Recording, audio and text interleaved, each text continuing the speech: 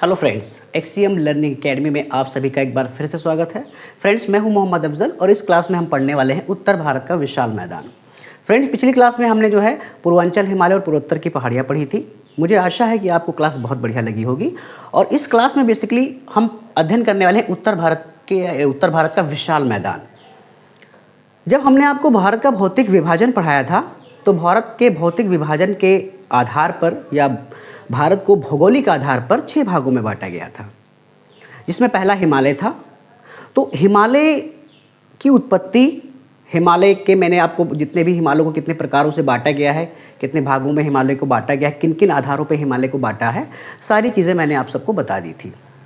पिछली क्लास जो पूर्वांचल, हिमालय और पूर्वोत्तर की पहाड़ियाँ थी वो हमारी हिमालय सीरीज़ की पहली जो है क्लास थी और उसी में मैंने पूरे उस हिमालय के सेक्शन को ख़त्म कर दिया था। आज का जो हमारा क्लास है उत्तर भारत का विशाल मैदान, जब मैंने भारत के भौतिक विभाजन के आधार पर या भौगोलिक आधार पर जब मैंने भारत को बांटा था तो 6 भागों में बांटा था। इसमें पहला था हिमालय और दूसरा था उत्तर भारत का विशाल मैदान। तो आज की इस क्लास में बेसिकली हम उत्तर भारत का विशाल मैदान पढ़ने वाले हैं कि उत्तर के भारत का विशाल मैदान कहाँ से कहाँ तक इसका जो है प्रसार है और किन किन भागों में या किन किन आधारों पर इसको बांटा गया है। तो चलिए स्टार्ट करते हैं आज की एक क्लास और समझते हैं उत्तर भारत का विशाल मैदान। उत्तर भारत का विशाल मैदान चूँकि विभिन्न प्रतियोगी परीक्षाओं के लिहाज से बहुत ही महत्वपूर्ण है, कई सारे प्रश्न जो है तो इससे पूछे जाते हैं। तो इसको देखते हैं हम। सबसे पहले देखिए, अगर उत्तर भारत का विशाल मैदान का हम विभाजन करते हैं तो उत्तर भारत के विशाल के मैदान को हम 2 आधारों पर इसका वर्गीकृत करते हैं। देखिए, पहला क्या है? पहला है भौतिक आधार पर या भौतिक या स्थलाकृति के आधार पर, और दूसरा प्रादेशिक आधार पर। तो हम 2 भागों में जो है बांटते हैं उत्तर भारत के विशाल मैदान को और बांट करके उसका अध्ययन करते हैं। तो सबसे पहले लिखते हैं यहाँ पर हम, तो यहाँ लिख देते हैं हम उत्तर का विशाल मैदान। तो उत्तर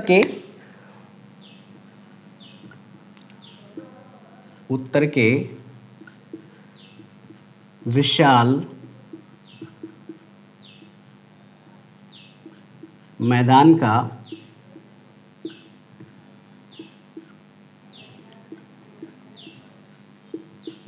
विभाजन। तो 2 आधारों पर हम उत्तर के विशाल मैदान का विभाजन करते हैं। पहला कौन सा है? देखिए, पहला है भौतिक या इसे हम स्थलाकृतिक भी कह सकते हैं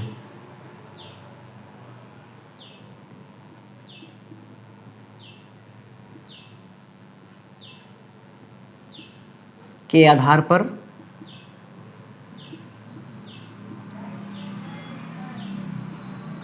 और दूसरा है प्रादेशिक आधार पर।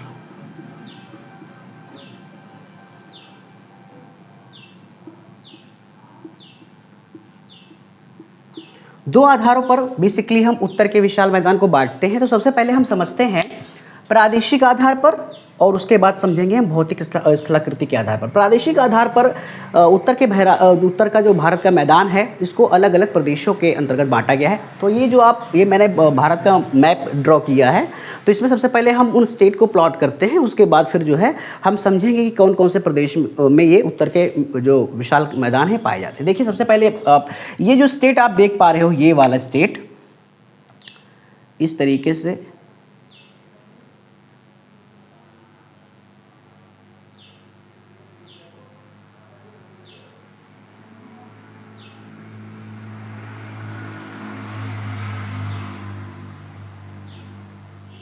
देखो, कुछ इस तरीके से हम कुछ स्टेट बांटे हैं। जो ये हमारा स्टेट है, ये वाला स्टेट, तो इसको हम यहाँ पर लिख देते हैं।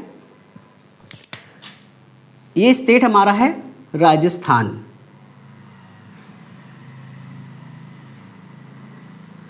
ये स्टेट जो हमारा पड़ता है, ये बेसिकली इसमें 2 स्टेट पड़ेंगे।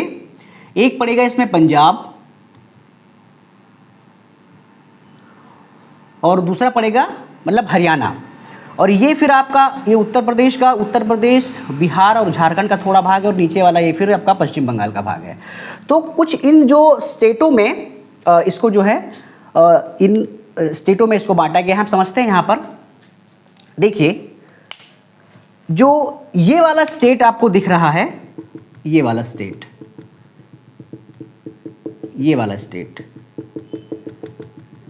इस स्टेट में बेसिकली जो मैदान है उसे कहा जाता है राजस्थान का मैदान। ये राजस्थान का मैदान है। उसके बाद यहाँ जो एक स्टेट आपको ये दिख रहा है, इसमें दो स्टेट बेसिकली पड़ेंगे। पहला स्टेट इसमें है पंजाब और दूसरा स्टेट है हरियाणा, श्री हरियाणा।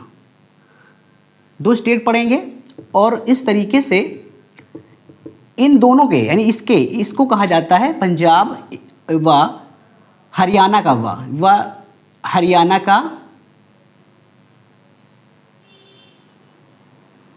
मैदान। ये जो आपका बेसिकली दिख रहा है ये वाला, तो ये जो इसमें उत्तर प्रदेश, उसके बाद थोड़ा इसमें बिहार, उसके बाद थोड़ा सा इसमें पश्चिम बंगाल भी है। तो इसको हम कहते हैं बेसिकली प्रिसाइसली इसको कहा गया है, इसको हम कहते हैं गंगा का मैदान। इसे क्या कहेंगे? गंगा का मैदान।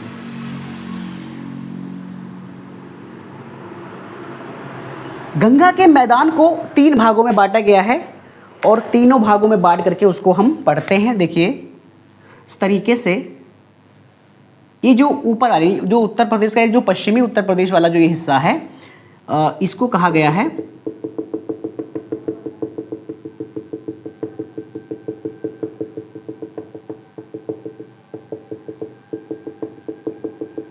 इसे कहा गया है ऊपरी गंगा का मैदान। और ये हिस्सा जो आपको दिख रहा है, ये वाला हिस्सा, ये नीचे वाला हिस्सा,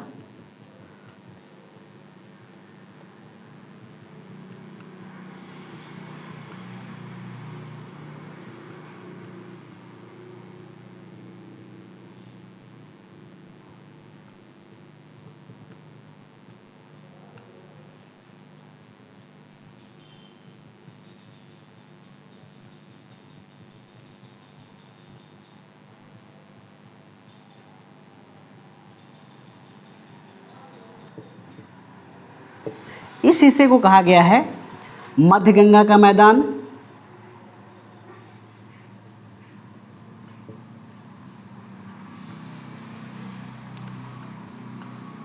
और नीचे जो ये वाला हिस्सा है,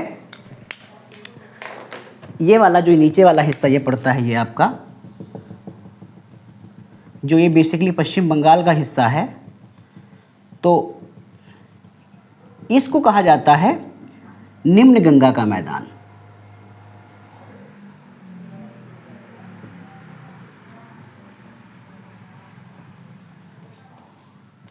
तो यानी ऊपरी यानी गंगा के मैदान को हमने 3 भागों में बांटा। पहला है ऊपरी,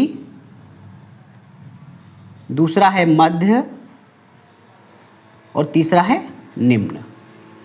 तो इन 3 भागों में गंगा के मैदान को बांटा गया। और गंगा का मैदान जिसमें बेसिकली जो गंगा नदी बहती है, और गंगा नदी काफ़ी बड़ी नदी है भारत की, तो इसी कारण जो है ये पूरा जो एरियाज़ कवर करती है। तो गंगा के मैदान के द्वारा जो नदी यहाँ से बहती है और नदियों के द्वारा जो ये अवसाद लेके आती हैं, और इन्हीं अवसादों के निक्षेपण से जो है गंगा का मैदान पूरा बना हुआ है।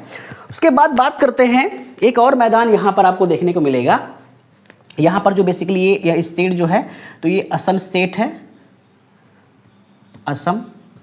इस तरीके से यहाँ पर ये इस तरीके से ये पूरा असम, ये अरुणाचल यानी एपी यानी अरुणाचल प्रदेश है हिस्सा वाला ये, और ये असम है। तो असम में एक मैदान हमें देखने को मिलता है इस तरीके से, और इसे कहते हैं हम ब्रह्मपुत्र का मैदान। ब्रह्मपुत्र का मैदान। तो कुछ इस प्रकार से इसको प्रादेशिक आधारों पे बांटा गया है। हम यहाँ लिख देते हैं कि कौन कौन से आधारों पे इसको बांटा गया है, किन किन प्रदेशों में इसको बांटा गया है। सबसे पहले प्रादेशिक आधार पर हम लिखते हैं, तो पहला हमारा है राजस्थान का मैदान।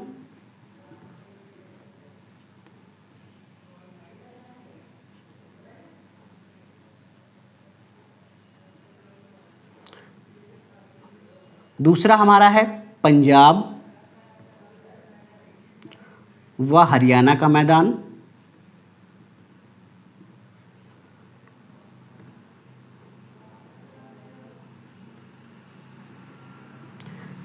तीसरा जो हमारा मैदान है वो है गंगा का मैदान।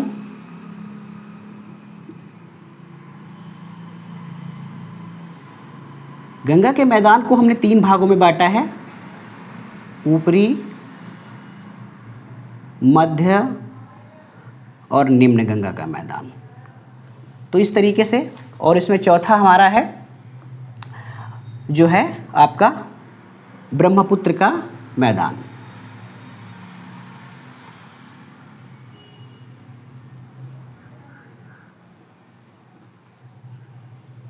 देखिए, इस क्लास में आपको एक और मैं जानकारी दे दूं कि इस क्लास में हम भारत का जो विशाल मैदान का जो विभाजन कर रहे हैं, तो हम इसको दोनों आधारों पे करेंगे, लेकिन इसमें हम बहुत ज़्यादा इसमें हम प्रादेशिक आधार पर जो इसका विभाजन किया जाता है, मुझे ऐसा लगता है कि मुझे इसके लिए एक अगली क्लास में प्रादेशिक, अभी तो मैंने सिर्फ आपको एक इंट्रोडक्शन दिया है, एक परिचय बताया है इसका, तो अगली क्लास में मैं प्रादेशिक आधार पर जो इसका विभाजन किया गया उसके लिए एक क्लास लाऊंगा, और उस क्लास में मैं इसको और डीप बताने का प्रयास करूँगा।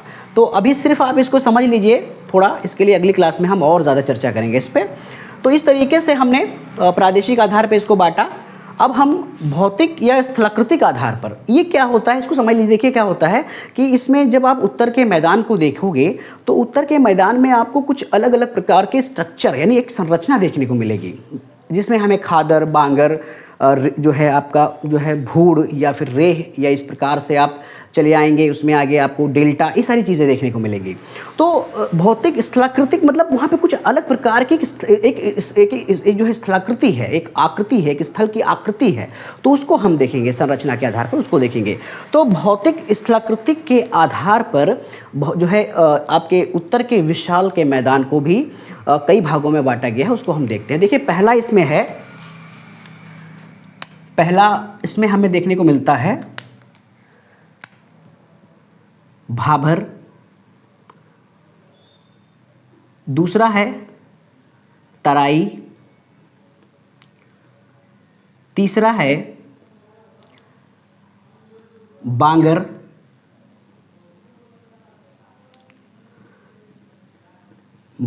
देखिए बांगर में 2 चीज़ें हमें और देखने को मिलेंगी, उसको भी हम देखते हैं कि बांगर में हमें रेह या रेहू देखने को मिलता है, और दूसरा भूड़ भी देखने को मिलता है। आपने नाम सुना होगा, ये प्रादेशिक या क्षेत्रीय नाम आपने जरूर सुने होंगे, रेहू के विषय में सुना होगा। ये रेहू को रेह भी कहा जाता है, तो अमूमन उसे हम रेह भी कहते हैं, और ये क्षेत्रीय भाषा में से रेहू भी कहा जाता है।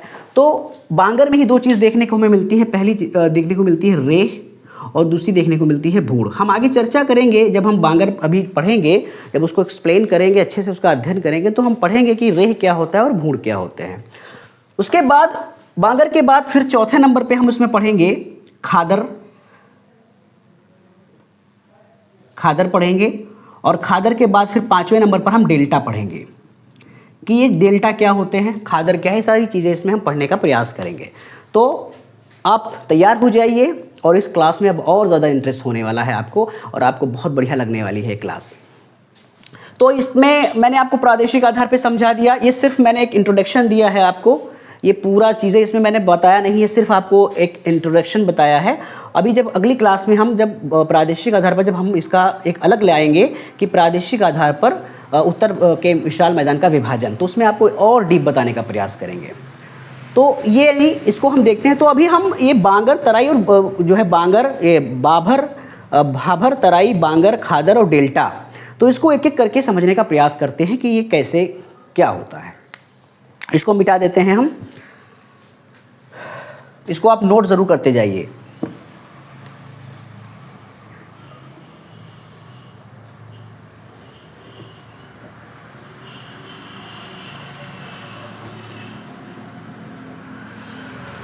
तो हम देखते हैं भाबर को। भाबर से पहले हम उत्तर के विशाल मैदान के निर्माण को जान लेते हैं। तो यहाँ पर हम लिखते हैं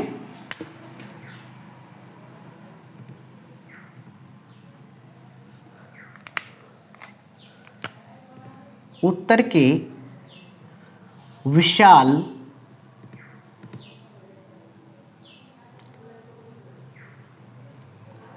मैदान का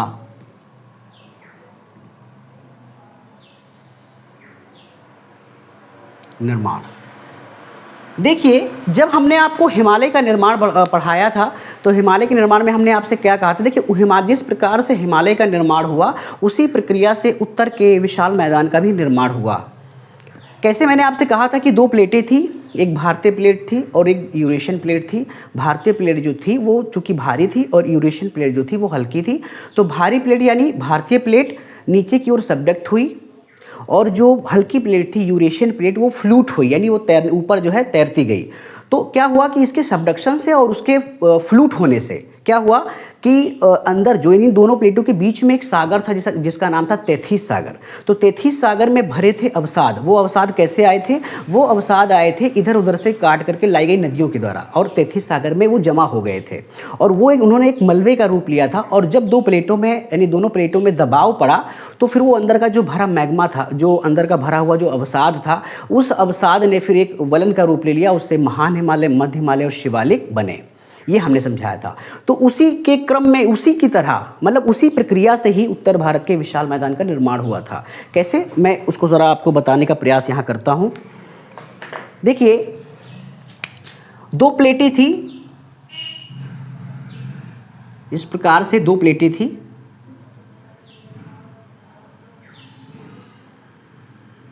ये प्लेट थी भारतीय प्लेट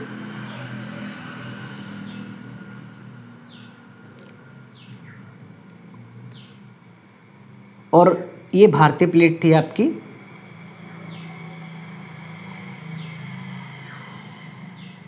और एक प्लेट यहाँ पर थी और ये जो भारतीय प्लेट थी ये भारी थी।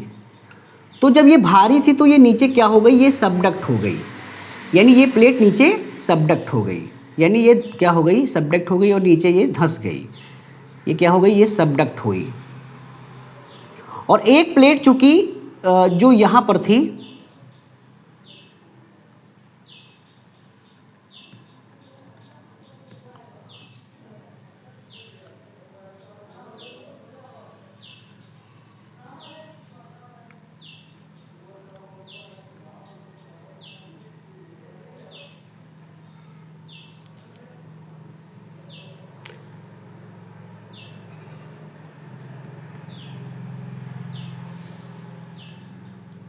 ये जो यूरेशियन प्लेट थी,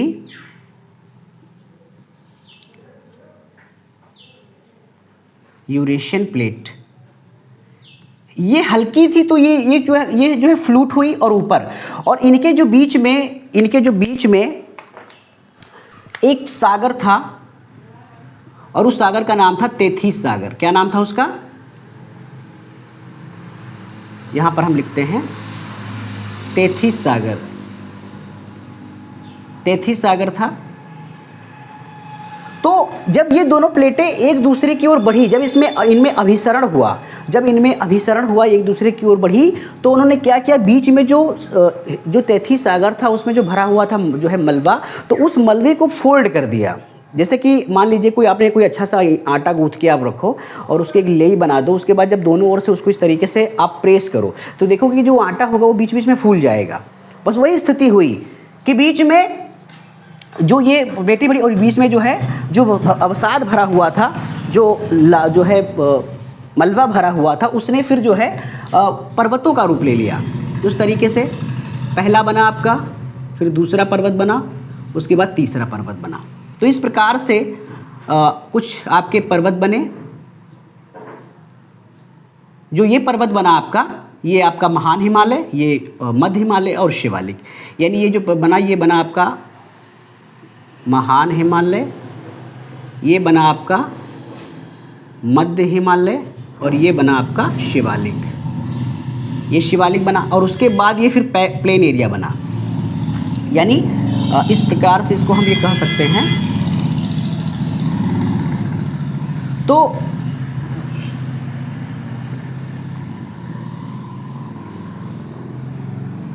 ये बना पूरा चीज़ें। तो ये तीनों बने। उसके बाद क्या हुआ कि इन नदी जो ये बने पर्वत जो बने, तो ये पर्वतों के ऊपर जो है यहाँ से नदियाँ आईं और नदियाँ अपने साथ, चूँकि जो ये नदियाँ ऊपर से आईं तो ये युवा नदी थी। ये युवा नदी थी और अपने साथ ये बहुत सारा जो है अवसाद लाई और सेडिमेंट लाई और जो है ये नीचे इस स्थान पर यहाँ से लाई और यहाँ पर डंप करती रही। इन्होंने यहाँ पर उसको जमा करना स्टार्ट कर दिया, यहाँ पर जमा करना स्टार्ट कर दिया। उसके बाद जब ये प्लेट यहाँ सबडक्ट हो रही थी नीचे, जब ये नीचे सबडक्ट हो रही थी तो सबडक्ट होने के कारण जो है ये थोड़ी हल्की नीचे झुक गई थी और झुकने के कारण यहाँ से भी जो नदी थी वो भी अपना जो अवसाद ला करके यहाँ पाट रही थी। यहाँ भी क्या कर रही थी, वो जो है अपना अवसाद को ला करके पाट रही थी। चूँकि सिर्फ यहाँ से ही नदियाँ, यहाँ से ही नहीं आ रहा था, यहाँ से भी नदियाँ जो है अपने अवसाद को ला करके यहाँ पर पाट रही थी इस तरीके से। और धीरे धीरे जो है एक प्रकार का मैदान का निर्माण हुआ जिसे हमने कहा उत्तर का या उत्तर के विशाल मैदान, या हमने क्या कहा उसको हमने कहा उत्तर का विशाल, उसे हमने उत्तर का विशाल मैदान कहा। इस प्रकार से जो है उत्तर के विशाल मैदान का निर्माण हुआ। जो उत्तर का विशाल मैदान है ये बेसिकली जो है तो अवसादी चट्टानों से बना हुआ है और ये जो मैदान होता है काफ़ी मुलायम जो है एक मैदान है और जो है और इसी कारण उत्तर भारत का जो विशाल मैदान है ये जो है भूकंप की शक्तियों को अब्जॉर्ब कर लेता है, यानी झेल लेता है, क्योंकि ये जो है जो मैदान है पूरी तरीके से मुलायम है। तो कुछ इस प्रकार से उत्तर के विशाल मैदान का निर्माण हुआ। आशा है कि आपको उत्तर के विशाल मैदान का निर्माण जो है समझ में आ गया होगा। तो हम आगे बढ़ते हैं इसकी ओर और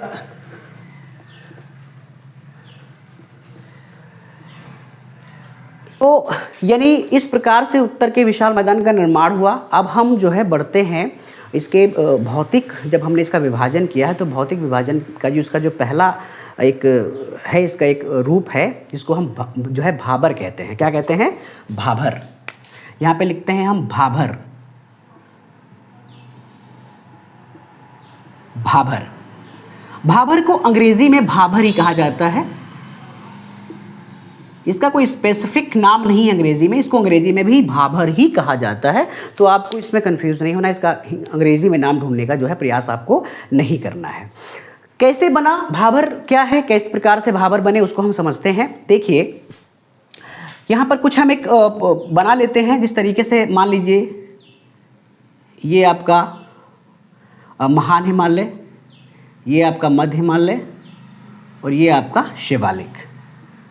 कुछ इस प्रकार से ये चीज़ें इसमें बनी।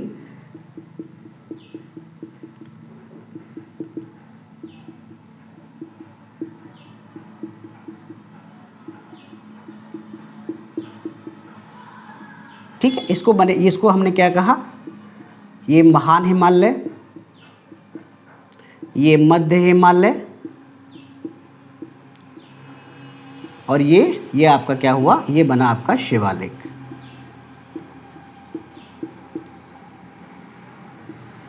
ये शिवालिक बना आपका। तो इसमें अब समझिए कि क्या हुआ कि जब शिवालिक के ऊपर यहाँ पर, और ये जो है ये क्षेत्र, ये क्या हुआ, ये आपका मैदान था। तो जब शिवालिक नदी जो है पर्वत से नदियाँ यहाँ से जब नीचे उतरी तो ये नदियाँ कैसी थी, ये नदियाँ युवा नदी थी। युवा नदी कैसे थी, क्योंकि जब ये नदी यहाँ से उतरी तो इनमें ढलान ज़्यादा थी और ढलान ज़्यादा होने के कारण इनमें वेग अधिक था और वेग के साथ साथ इसमें जो है अपरदन जो इनकी शक्ति थी वो भी बहुत ज़्यादा थी और परिवहन क्षमता भी बहुत ज़्यादा था। अब परिवहन क्षमता का मतलब क्या है कि जब ये नदी यहाँ से उतरी तो इसमें वेग अधिक थी, अपरदन ज़्यादा था। तो अपरदन की शक्ति ज़्यादा होने के कारण इन्होंने इस जो है कई सारे जो है बड़े बड़े पत्थरों को, बड़े बड़े जो है उसको काटा और बड़े बड़े बोल्डर्स को काटा और ये अपने साथ लेकर के चल दी, क्योंकि इनके पास क्या थी, इनके पास जो है तो वेग, परिवहन क्षमता और अपरदन क्षमता बहुत ज़्यादा था। तो इन्होंने क्या किया, फिर उसको काट करके ये नीचे की ओर लाई। जब ये नीचे की ओर लाई तो जब यहाँ पर लाई तो उनमें अचानक ढाल कम हो गया। ढाल कम कैसे, यानी यहाँ पे ढाल आपको दिख रहा है, बट जैसे जैसे नीचे आई यहाँ ढाल एकदम कम हो गया। तो ढाल कम हो जाने के कारण इनकी जो गति थी वो धीमी हो गई और धीमी गति होने के साथ साथ इनकी जो परिवहन क्षमता थी, यानी जिन बड़े बड़े पत्थरों के टुकड़े को ये ऊपर से लेकर नीचे लाई थी वो पत्थर के टुकड़े अब वो आगे नहीं ले जा सकती थी, क्योंकि उनमें अब वो शक्ति नहीं थी। जिसके कारण इन्होंने क्या किया, उस पत्थरों के टुकड़े को इन्होंने यही डंप कर दिया। इस तरीके से इन्होंने इस तरीके से पत्थरों के टुकड़े को नीचे डंप कर दिया, बड़े बड़े बोल्डर्स को नीचे उन्होंने क्या कर दिया, यहीं पे डंप कर दिया।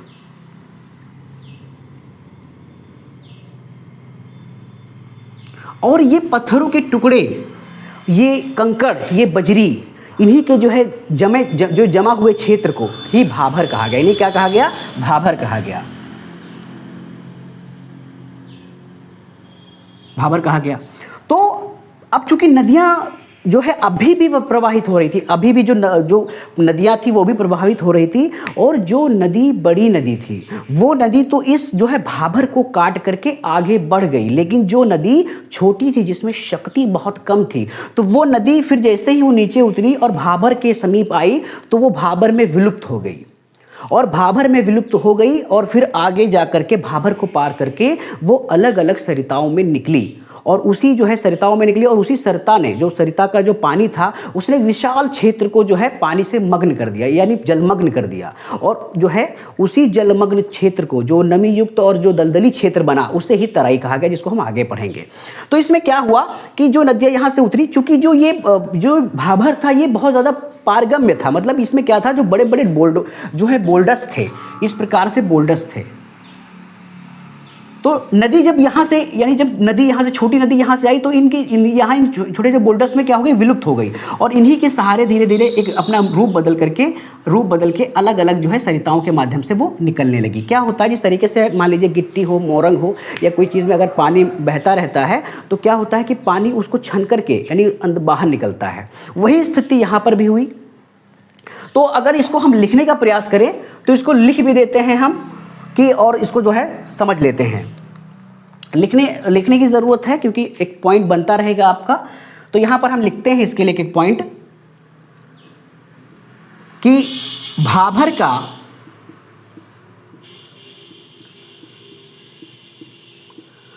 का निर्माण शिवालिक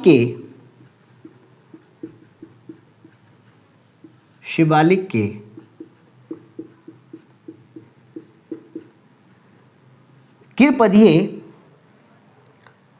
गिरपदीय क्षेत्र में हुआ।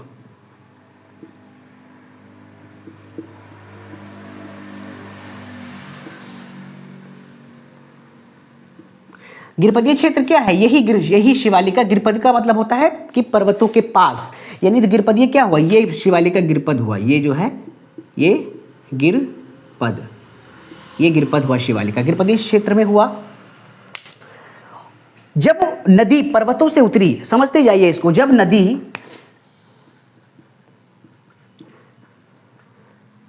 नदी पर्वतों से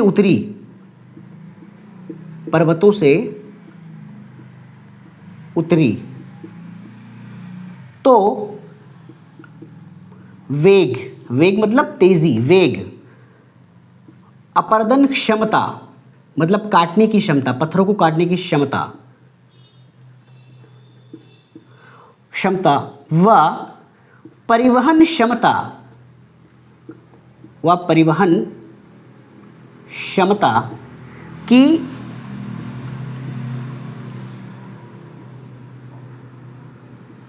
अधिकता के कारण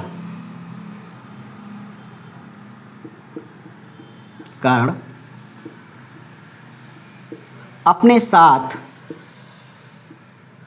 काफी अवसाद, ब्रैकेट में मलबा लाई, ठीक है, यानी ये अपने साथ कई सारा मलबा लाई। और फिर इसको थोड़ा मिटा देते हैं क्योंकि जो है जगह की थोड़ी बहुत शॉर्टेज है, इसको मैं मिटा देता हूं।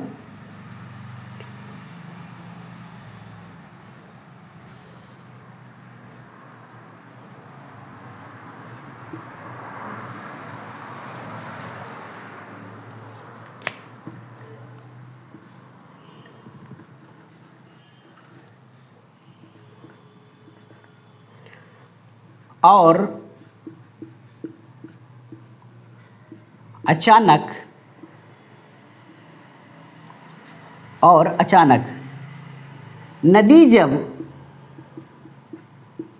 नीचे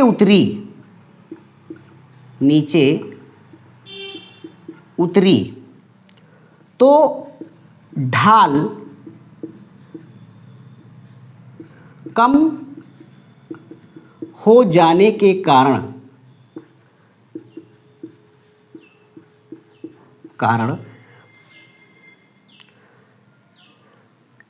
और वह वेग परिवहन क्षमता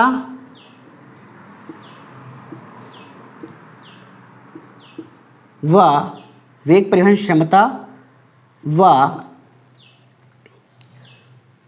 अपरदन क्षमता के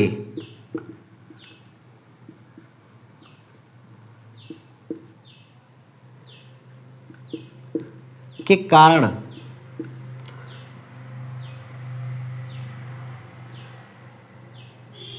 अपने साथ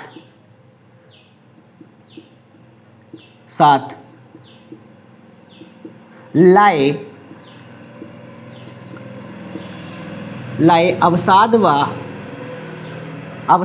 ब्रैकेट में लिख देंगे हम मलबा अवसाद को वहीं जमा कर दिया।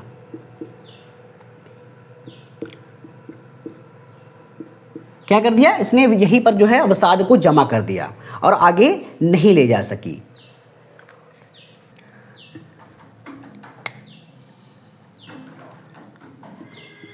भाभर, थोड़ा और लिख देते हैं इसमें हम, भाभर कंकड़ पत्थर व बजड़ी का जमा क्षेत्र होता है। भाई जो ये भाभर है तो इसमें क्या है? इसमें कंकड़ पत्थर और बजड़ी का जब यहाँ जमाव होता गया और उसी के जमाव को क्या कहा गया? उसी के जमाव को भाभर कहा गया। तो भाभर कंकड़ पत्थर और बजड़ी का जमा क्षेत्र होता है। ठीक है। दूसरी बात क्या होता है कि यह पश्चिम में चौड़ा व पूर्व में सकरा होता है। ठीक है।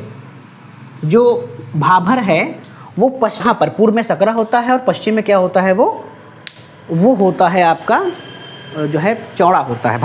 यहाँ पर आपको क्या, आपको जो भाभर देखने को मिलेगा, यानी जो ये भाभर है कहाँ से इसका कहाँ पर इसका ये आपको देखने को मिलेगा, कहाँ पे लोकेट होगा? तो कुछ इस तरीके से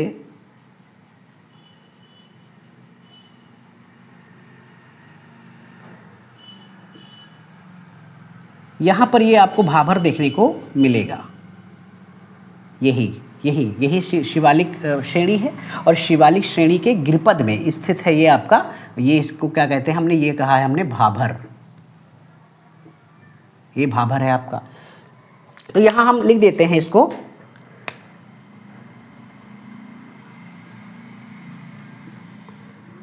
भाभर का विस्तार शिवालिक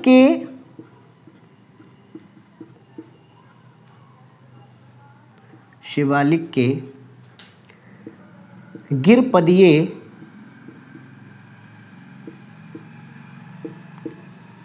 क्षेत्र में सिंधु नदी से लेकर के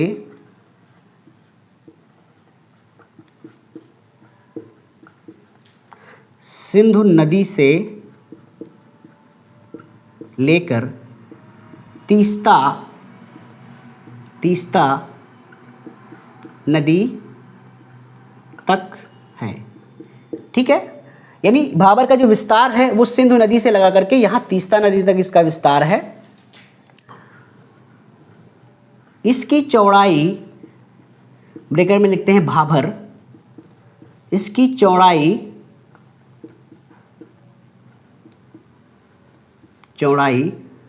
8 से 16 किलोमीटर है। यहाँ पर इसकी चौड़ाई कितनी है, 8 से 16 किलोमीटर इसकी चौड़ाई है। और दूसरी बात यहाँ पर एक पॉइंट इसका और लिख देते हैं, यहाँ लंबी जड़ों वाली वनस्पति पाई जाती है। लंबे जड़ों वाली वनस्पति क्यों पाई जाती है, इसके पीछे कारण है। कारण क्या है कि मान लीजिए ये भाभर है, तो यहाँ अगर मान लीजिए कोई पेड़, या मान लीजिए कोई पेड़ है जो यहाँ पर पनपा इस तरीके से, मान लीजिए एक पेड़ है यहाँ पर ये इस तरीके से, तो पहले जो इसकी रूट होगी, जो जड़ होगी, पहले भाभर को पार करेगी और भाभर को चीर करके फिर आगे बढ़ेगी, फिर यहाँ भूमि में फिर इस तरीके से इसकी रूट फैलेगी, इस तरीके से इसकी रूट फैलेगी। तो इसीलिए जो है यहाँ लंबी जड़ों वाली वनस्पति पाई जाती है। और जो है यहाँ पर ये जो ज़मीन है, जो भाभर है, ये खेती के लिए पूरी तरीके से अनुपयुक्त है, मतलब यहाँ पर खेती नहीं की जा सकती, खेती करने लायक ये भूमि नहीं है। तो यहाँ पर हम एक पॉइंट और लिख देते हैं,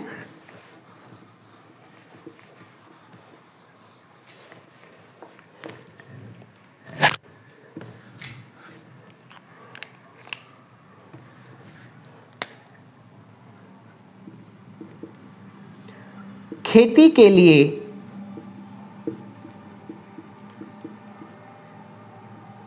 यह भूमि अनुपयोगी है।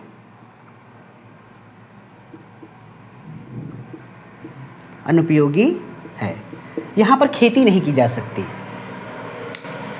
ठीक है, अब हम बात करते हैं तराई क्षेत्र की। अभी तो हमने भाभर देखा है, अब हम तराई देखते हैं कि तराई क्या है। तराई को हम समझते हैं, पहले इसको मिटा देते हैं हम पहले।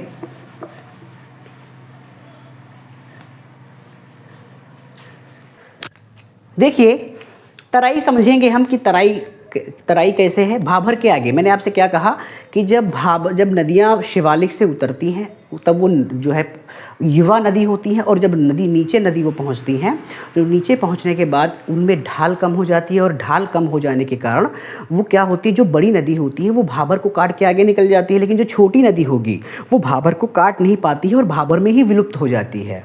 और भाभर में विलुप्त होने के बाद वो भाभर को पार करके कई सरिताओं में बढ़ जाती है, और कई सरिताओं जो सरिता होती है, और वो कई सारा जो है काफ़ी सारा क्षेत्र को वो क्या कर देती है, वो जलमग्न कर देती है, और एक प्रकार से एक जो है नमी युक्त और दलदली भूमि का निर्माण होता है, जिसे हम तराई कहते हैं। सब कुछ समझेंगे। सबसे पहले यहाँ पर मान लीजिए एक ये पर्वत मैंने बताया आपको, ये शिवालिक मान लीजिए, हमने आपसे कहा कि शिवालिक है, तो और ये शिवालिक का गिरपद क्षेत्र है। ये क्या है, शिवालिक का गिरपदीय क्षेत्र है।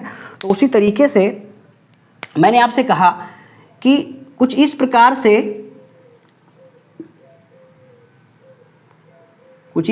से भाभर जो है एक कोण के रूप में इस तरीके से यहाँ पर जमा हो गया, एक कोण के रूप में यहाँ पर जमा हो गया। और जो नदी इस तरीके से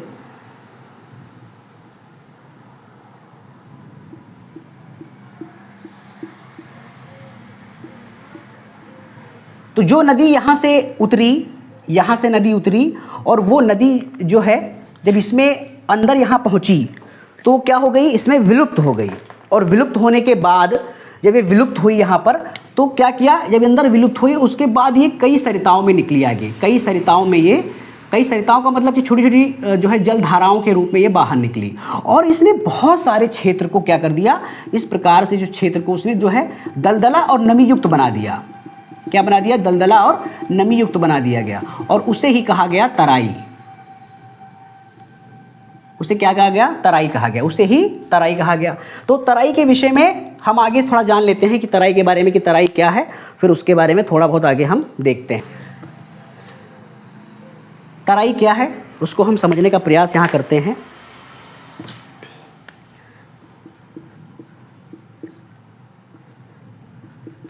जब नदी भाभर को पार करके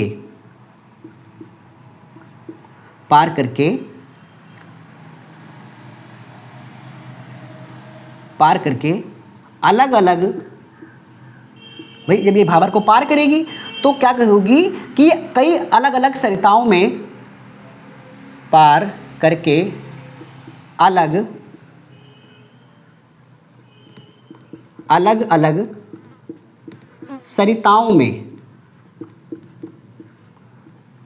बट जाती है।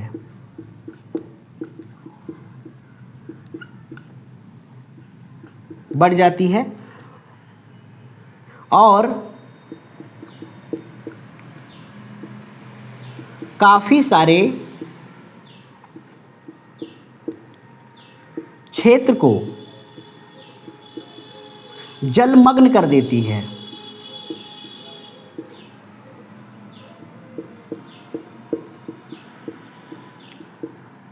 तो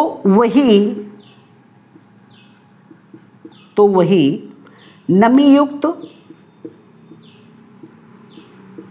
व दलदली क्षेत्र तराई कहलाता है।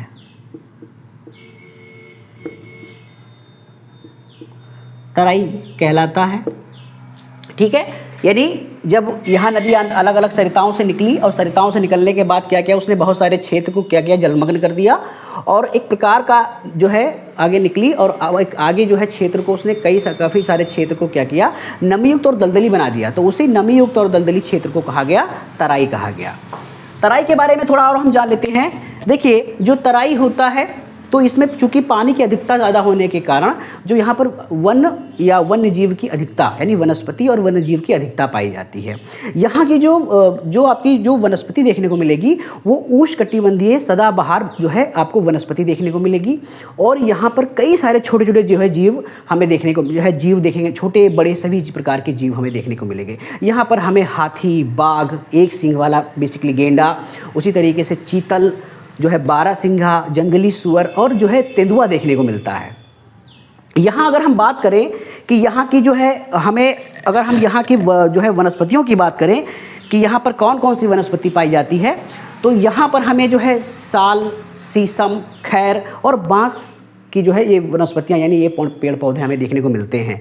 यहाँ पर अगर खेती की बात की जाए कि यहाँ पर खेती क्या होती है, तो यहाँ पर गेहूँ, गन्ना, सरसों, दालें, इस प्रकार की खेतियां भी यहाँ पर लोग करते हैं। और साथ ही साथ जो होते हैं कि ये जो तराई क्षेत्र होता है तो ये भूमि के लिए जो है भूमि यहाँ पर कर सकते हैं, कोई ऐसा नहीं है। मानव श्रम और तकनीक के सहारे यहाँ पर जो है खेती की जा सकती है और लोग खेती करते भी हैं। लेकिन यहाँ पर वनों को साफ करके जो है खेती यहाँ पर की जाती है। खेती करना कोई ज़्यादा यहाँ पर डिफ़िकल्ट नहीं है, आराम से खेती लोग कर सकते हैं।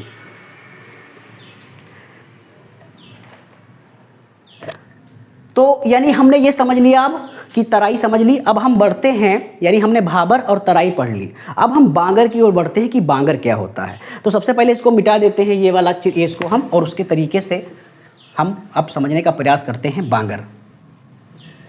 बांगर को समझने के लिए हमें एक प्रकार का जो है हमें फिर से एक डायग्राम बनाना पड़ेगा और उसी डायग्राम के सहारे हम बांगर को समझते हैं। बांगर, खादर, डेल्टा, इसको समझने का प्रयास करते हैं। तो सबसे पहले यहाँ पर हम बना लेते हैं पर्वत बना लेते हैं। जिस तरीके से मान लीजिए ये शिवालिक, इसको थोड़ा ऊपर बना लेते हैं हम।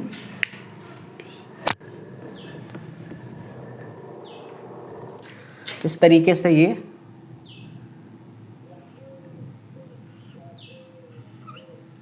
मान लो ये कि ये शिवालिक, ये क्या है, शिवालिक है श्रेणी। इसको क्या कहेंगे हम, शिवालिक।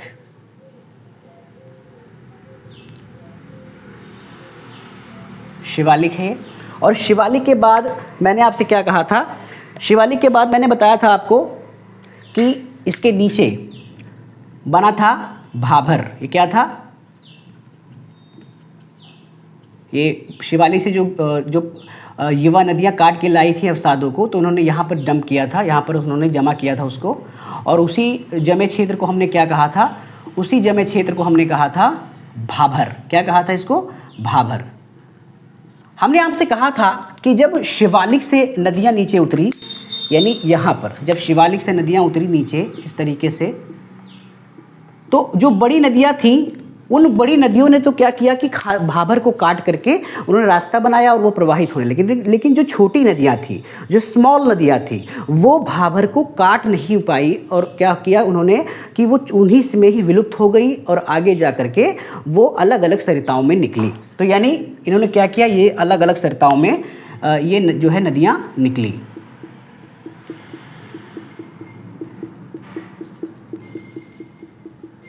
और उसी तरीके से जब ये अलग अलग सरिताओं में निकली तो इन्होंने एक प्रकार का एक क्षेत्र जैसा कुछ बना दिया।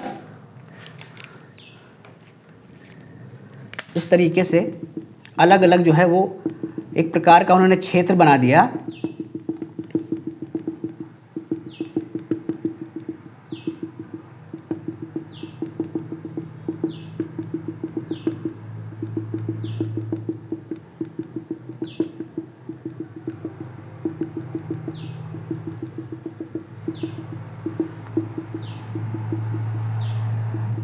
और इसे क्या कहा गया, इसे कहा गया तराई। इसे क्या कहा गया, इसे तराई कहा गया।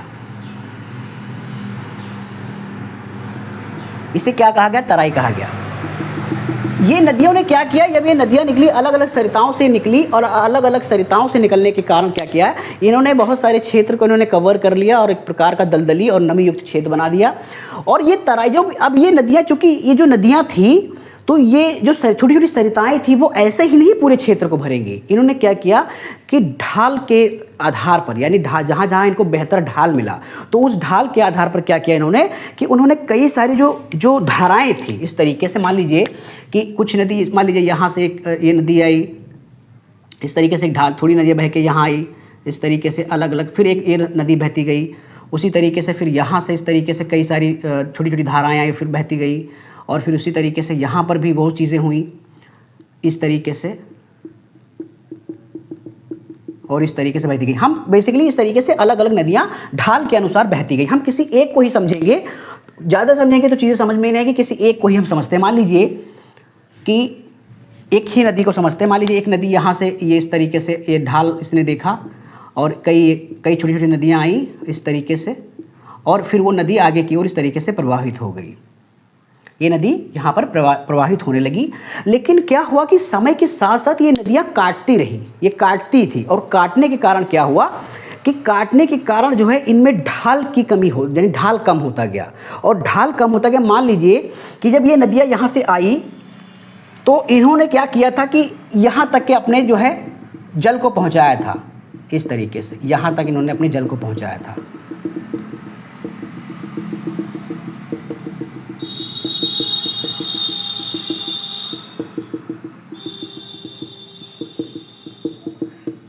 यहाँ तक अपने जल को पहुँचाया गया था, और जल के साथ साथ ये काटी गई छोटी छोटी जो बड़े बुलडोजर्स को ले नहीं आ पाई थी ना, बड़े को यहीं पे इन्होंने डंप कर दिया था। छोटे छोटे कंकड़ों को ये या पत्थरों को, छोटे छोटे जो है बालुओं के टुकड़े को ये लेकर आगे बढ़ी, और पानी के सारे इन्होंने यहाँ पर क्या किया, इसको यहाँ पर फैला दिया, और एक प्रकार के मैदान का निर्माण हुआ जिसे जलहोड़ मैदान कहा गया है। क्या कहा गया, तो इस प्रकार से मैदान को कहा गया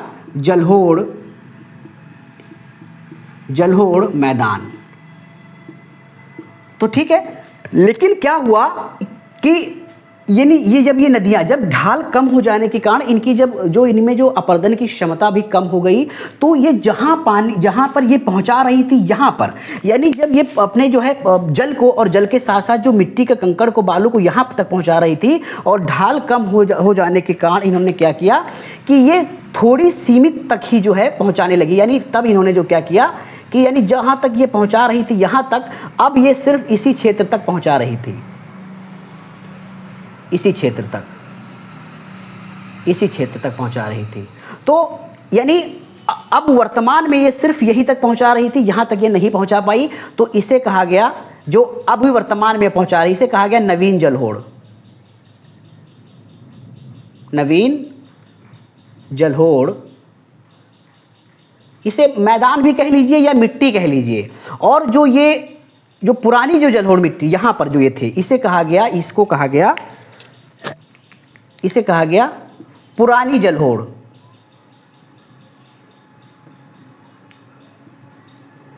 इसे क्या कहा गया, पुरानी जलहोड़।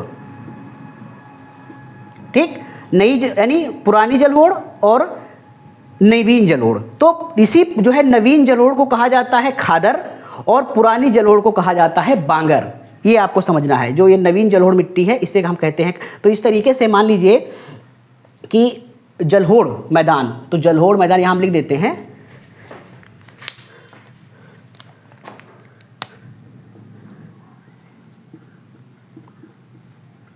जलोढ़ मैदान।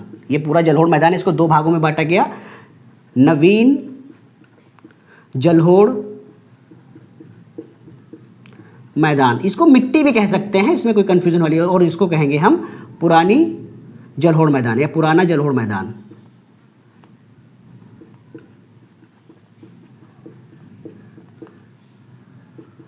मैदान या मिट्टी भी कह सकते हैं इसको, मिट्टी, इसको भी मिट्टी कह सकते हैं। तो इसीलिए नवीन जलोढ़ को कहा गया, इसको कहा गया खादर, इसे नवीन को क्या कहा गया, खादर कहा गया, और पुराने को क्या कहा गया, बांगर कहा गया। ठीक है, तो नवीन जलोढ़ को खादर और पुराने को बांगर कहा गया। अब मुझे आशा है कि आपको ये समझ में आ गया होगा कि किस प्रकार से। तो इसको हम मिटा देते हैं और धीरे धीरे इसको एक एक करके हम समझते हैं बांगर क्या है।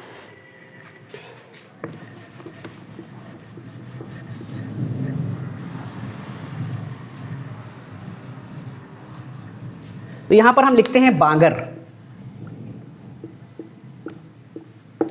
बांगर, देखिए बांगर के बारे में आप लोग जान लीजिए कि जो बांगर होता है, तो बांगर बेसिकली क्या होता है कि ये इसमें ये कंकड़ का होता है, कंकड़ीला होता है बांगर। बांगर क्या होता है, कंकड़ीला होता है। यहां लिख देते हैं हम, बांगर कंकड़ीला होता है, कंकड़ीला होता है, और इसमें जो है अशुद्ध, इसमें अशुद्ध कैल्शियम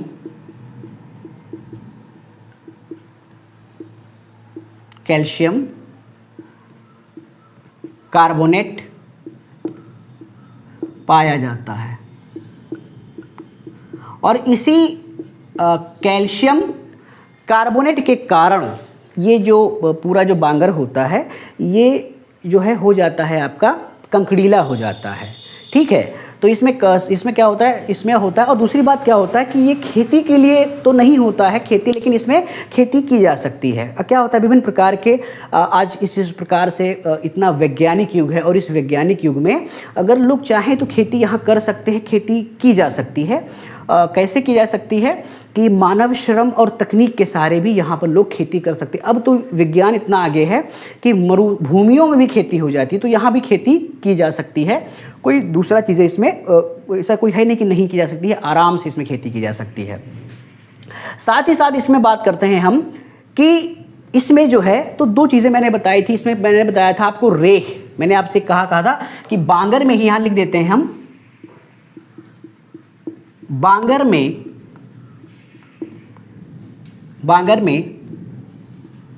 रेह व भूण पाया जाता है। इसी में ही रेह और भूण पाया जाता है। तो सबसे पहले समझेंगे कि रेह क्या है। रेह क्या है, रेह के बारे में समझ लीजिए आप लोग। रेह क्या होता है कि जब ये जो तराई का मैदान होता है, तो जब यहाँ पर क्या होता है कि कहीं भी किसी क्षेत्र में पानी का जलभराव ज़्यादा हो जाता है। पानी का जलभराव ज़्यादा होने के कारण क्या होता है कि इसके ऊपर जो ऊपरी जो इसका मिट्टी होती है, उसमें एक प्रकार की जो है ऊपरी जो है क्षारीय लवण की एक सफ़ेद परत जम जाती है। ठीक है, और वही कहलाती है आपकी रेह। रेह का इस्तेमाल पहले के लोग जो है डिटर्जेंट पाउडर के रूप में करते थे, और रेह से कई प्रकार के खनिज व तत्व भी जो है प्राप्त किए जा सकते हैं। जिस तरीके से आप देख सकते हो कि sodium carbonate, gypsum, sodium sulphate, magnesium sulphate, उसी तरीके से जो है पोटेशियम, तो ये सब चीज़ें इसमें प्राप्त की जा सकती हैं। और इस जो है रेह से शोरा भी प्राप्त किया जा सकता है। तो इस तरीके से ये हम जान सकते हैं। इसको लिखने की आवश्यकता नहीं है, आप समझ जाइए कि रेह क्या होता है। तो रेह से जो है ये चीज़ें होती है। दूसरी क्या होता है, भूण।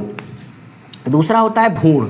भूण भी आप लोग समझ लीजिए, भूण क्या होता है कि जब जो बांगर की मिट्टी होती है तो इसकी जो ऊपरी परत होती है, तो ऊपरी जो इसकी परत होती है तो कभी कभी क्या होता है कि अपर्दन के कारण जो ऊपरी जो चिकनाई युक्त मिट्टी होती है वो हट जाती है और नीचे जो है हमें जो है देखने को मिलती है कंकरीली मिट्टी, वही कहलाती है भूण।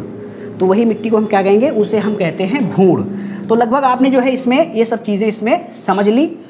और अब हम आगे बढ़ते हैं, जो आगे इसका है वो डेल्टा, उसकी ओर हम बढ़ते हैं कि डेल्टा क्या होते हैं। इसको मिटा देते हैं।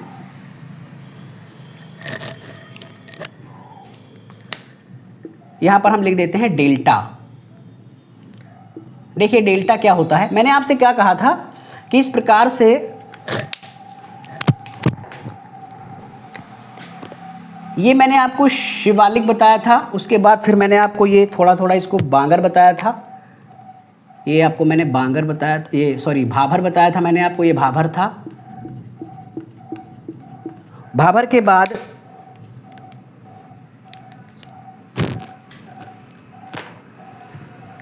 बाद फिर मैंने आपको बताया था कि यहाँ से जो नदियाँ नीचे